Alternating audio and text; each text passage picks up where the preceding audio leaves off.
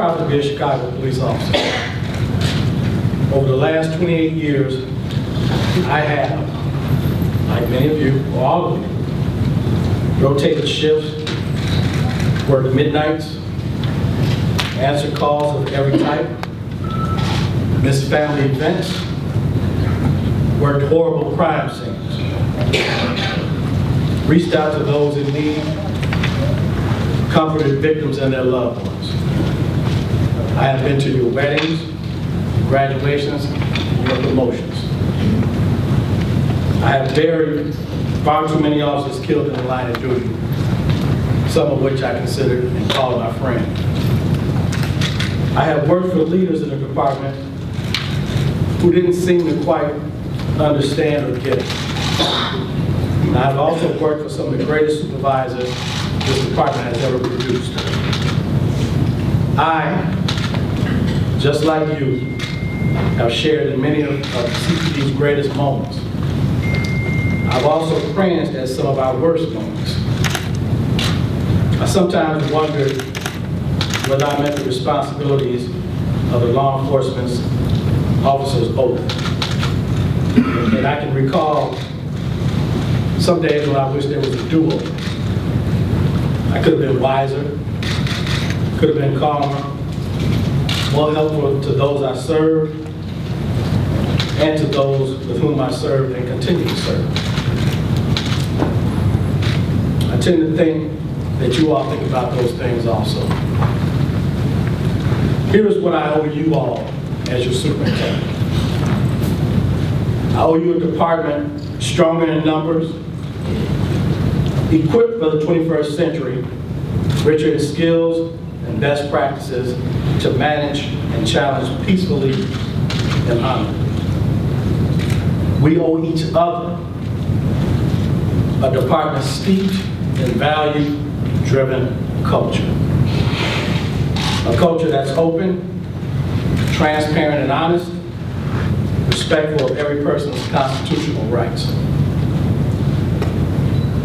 This is not an easy time to be a police officer. The pressure to perform is greater than ever before. The cameras and phone videos means we're always constantly in the spotlight.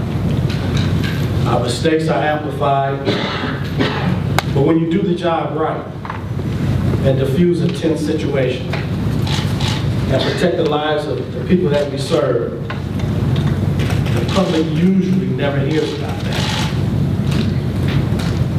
As you've heard me say, we'll train and mentor officers that make honest mistakes. But I will not tolerate intentional misconduct, and no one is permitted to dishonor the star that we all wear. We know it in our hearts where it counts. We know when we do the job right, and when we go home at night after a hard day's work, we feel good about it. And when we read about others who don't do it right, for whatever reason, we don't feel good about it. And we don't make excuses for them.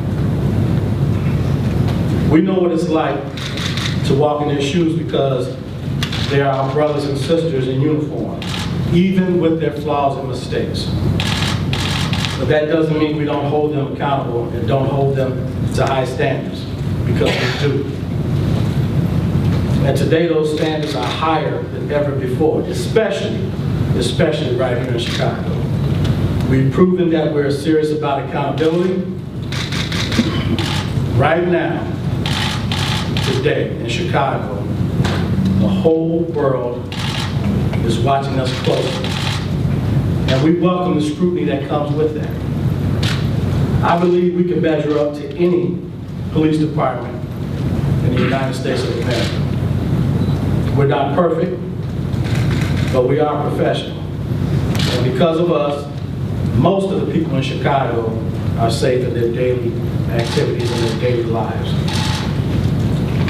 In a few places and neighborhoods in the city, we know that's not the case. The shootings and gang violence haven't been this intense in a long time, and there are a lot of factors involved in that.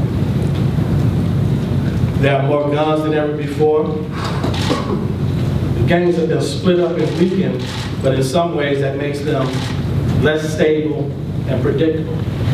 It seems that they're younger and crazier than they've ever been. We know who they are.